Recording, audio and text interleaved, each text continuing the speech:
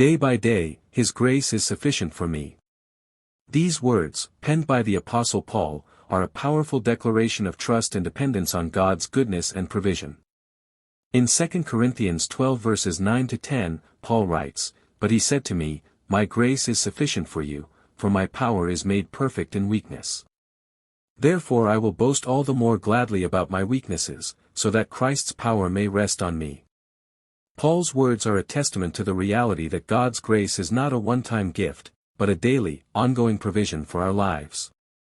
It is the enablement that allows us to face each new day with confidence, knowing that we are not alone, but are accompanied by the loving presence of our Heavenly Father. As we navigate the ups and downs of life, we often find ourselves facing challenges that seem insurmountable. We may feel overwhelmed, uncertain, and weak. But it is in these moments that we can turn to God and say, "Day by day, your grace is sufficient for me."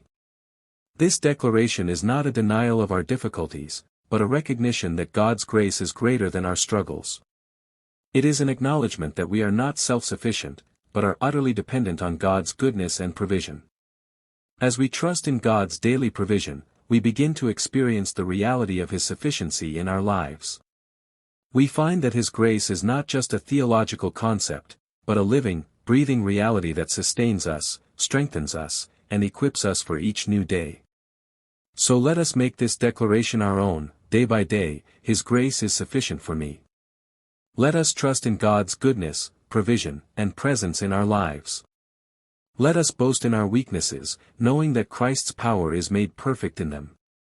As we do, we will find that God's grace is indeed sufficient for us.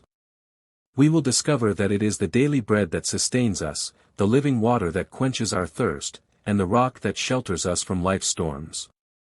Day by day, His grace is sufficient for me. May this be our daily declaration, our daily prayer, and our daily reality.